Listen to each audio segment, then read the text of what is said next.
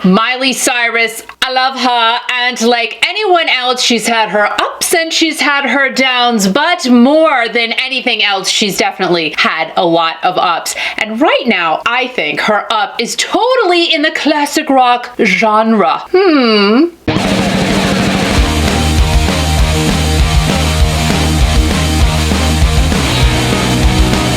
Geeky Classic Rock.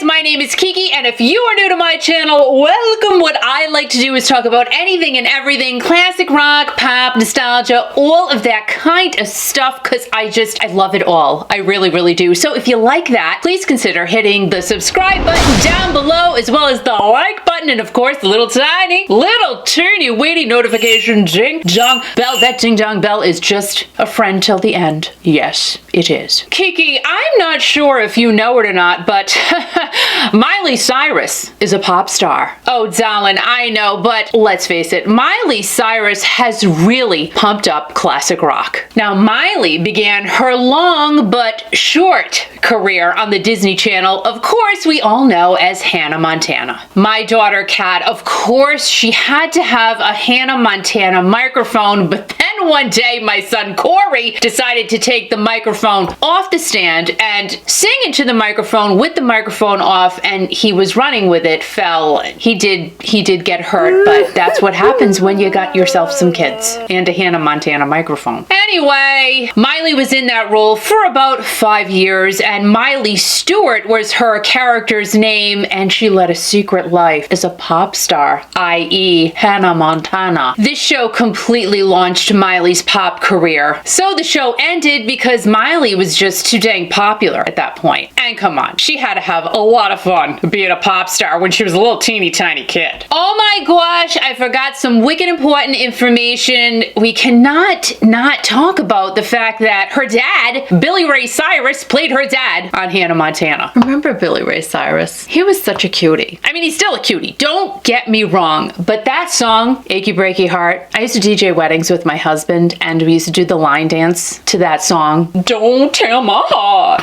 my achy breaky heart, I just don't think you'd understand. Did we make that up, or was that an existing line dance as I eat my hair? I don't know. I forget. It was a long time ago. Some fun facts about Miley. Her mom and dad used to call her Smiley when she was a little youngin'. Guess why? Because she used to smile a lot. Smiley, that turned into Miley. It all makes sense. Another fun fact about Miley, I totally forgot about this. Weird Al Yankovic wrote a parody song called Party in the CIA after Party in the USA. Come on. Now, when Weird Al writes a song about you, you know you've made it to the big time. Dolly Parton is Miley's godmother. I never knew that. I did not know that. Listen, I talk about classic rock most of the time, so I'm sorry. I really didn't know, but that's cool. Billy was actually on tour with Dolly during his whole achy breaky success, and then Miley was born, so Billy asked Dolly if she could be the godmother. Convenient and so fun. I mean, imagine Dolly Parton as your godmother. Oh yeah. Knock me over with the feather. That is the best. Of course, Dolly had to turn it into a Dolly-ism. She said, as long as I'm a fairy godmother, so it's not so formal, I'll do it. I sound nothing like Dolly Parton. Forgive me, Dolly. I love you. And another juicy tidbit, when Dolly and Billy were on tour, you know, you forget about all these things until you start digging them up. But when they were on tour together, the press had a total field day saying that Dolly and Billy were actually hooking up. But instead of getting all cranky about it, Dolly loved it and turned to Billy and said, honey, this is great, because this is the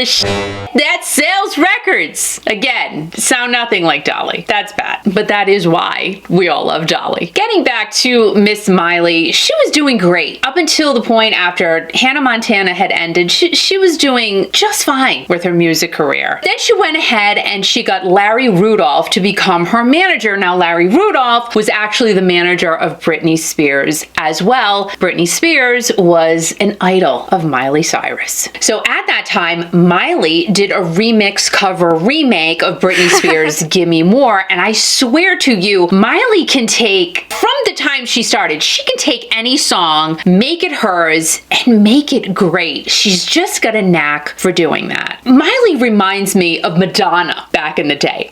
I grew up loving Madonna and seeing Madonna blossom and literally, like she said, take over the world. So Miley, to me, is kind of like Madonna back in the day because of how she's morphed herself into all of these different characters and stage personas, which have all worked for her. Well, all right, most of them. And like Madonna, Miley has also taken risks herself. Guys, remember in 1984 when Madonna, she sang Like a Virgin at the MTV Music Awards. It feels like it just happened yesterday. And then she started rolling around the floor. And I remember watching it because we always watch the MTV Music Awards. And I was watching her going, dang nabbit, she's crazy, but I love her even more now. And that's how everyone else kind of took it too. They thought she was a little tapped, but the next day it was as if Madonna blew up overnight, literally. And Miley has kind of done the same thing, right? She changed herself. She wanted to not be a Disney star anymore, and she wanted to be seen as a pop star. Now in 2008, remember the whole Vanity Fair spread? She did this picture with her dad, which was,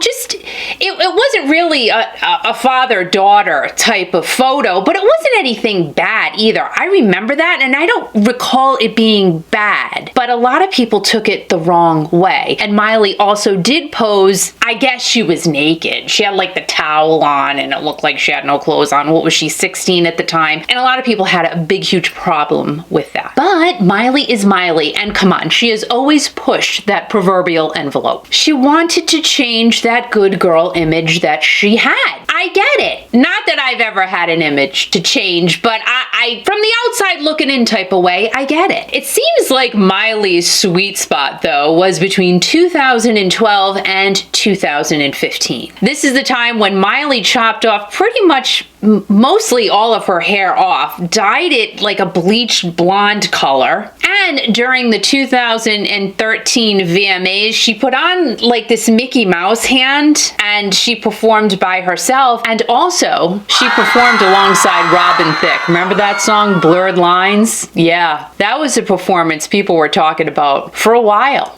Then, kids, there was the Bangers Tour. This album included that ever so popular song, Wrecking Ball. This is the video in which Miley was swinging around on a wrecking ball, literally naked, and licking a sledgehammer. How tasty that was. Did they lace it with chocolate? I sure hope so. Miley does say that she regrets ever doing that, but chances are she's not going to replicate it again, unless when she turns 50, she does it on Saturday Night Live. You never know. Literally, I mean, we could talk with each other all day and all night about every single thing that Miley Cyrus has done. 28 years old, she's had a career bigger, longer, and juicier than a lot of people that have been in the business for decades longer. But today we are here to talk about Miley and her conversion and crossover to the classic rock genre. I like saying that, genre. From Pink Floyd to Bob Dylan to the Beatles, I gotta say that Miley knows how to do classic rock. I am not, I'm just admitting this, nor have I ever been a huge cover person, but I will say that everything classic rock that Miley Cyrus has touched has just turned out great. Everything. It's like she's totally connected to classic rock, if that makes any sense. In 2015, Miley had the honor of inducting Joan Jett and the Blackhearts into the Rock and Roll Hall of Fame. But before the induction ceremony took place, Miley was on stage with Joan Jett and Tommy James, who actually wrote the song Crimson and Clover that they all performed together. And how freaking cool must that have been for Miley? Then the whole speech that Miley did for Joan is absolutely priceless. If you have a chance chance to go and read it, it's just awesome. Miley talked about the time that her and Joan smoked pot together in Oprah's bathroom, well, at the studio, where Joan and Miley appeared on the Oprah show. I mean,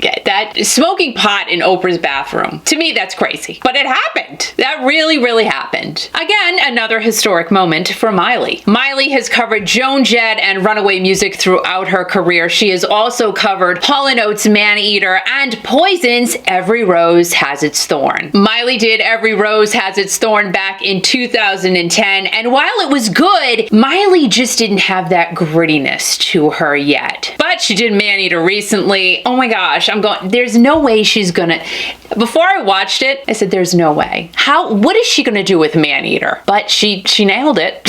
She made it hers, and it was great. She also recently covered Blondie's Heart of Glass at the iHeart Music Festival. And guys, the band had it down 1,000%. And I absolutely love how Miley enunciated every single word in that song. When Debbie Harry originally sang Heart of Glass, I had no idea what she was saying.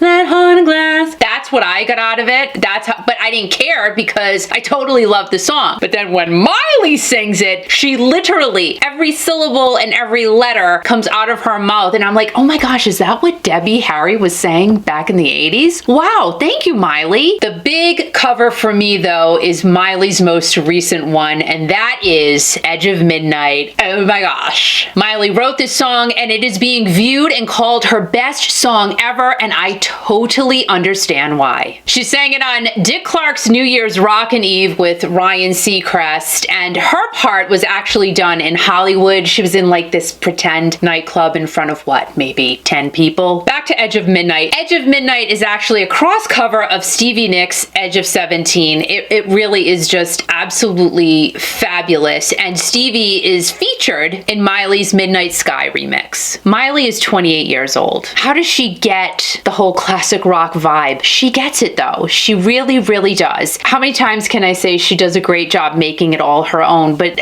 there's no other way to put it. And sometimes covers, for me anyway, can just be so far from the original version that even though they're being made to be someone else's own, they're just too removed from the original. I think there still has to be that flavor of the original song to actually be a good cover. And this is what Miley does super well with all of the classic rock songs that she has taken on. And I also think the fact that she gets it, that's why she does such a great job. She's had a hit TV show, 7 albums. She has the most Billboard 200 top 5 albums by a female in the 21st century. Was MTV's Best Artist in 2013. She got paid to lick a sledgehammer. I mean, come on, she knows she's never gonna live that one down. And got to induct Joan Jett and the Blackhearts into the Rock and Roll Hall of Fame. And during that amazing speech, Miley thanked Joan for our freedom pertaining to women in rock and women in music in general. Well, Miley, we thank you for keeping classic rock alive and simply just doing an amazing job of respecting it, loving it, and being it. And by the way, Miley, you are a superwoman too. So can a pop princess morph into a classic rock queen? Well, Miley isn't considered a pop princess anymore, but in this case, and in this case only, Miley has proven that she can definitely cross the lines of any musical genre, make it her own, and make it great. And Miley has proved that she can be a classic rock queen. Ooh, it gives me chills. Guys, watch one of these 2 videos coming up next to keep your love of music going and flowing. And always remember, be kind, stay safe, and most importantly, keep rocking.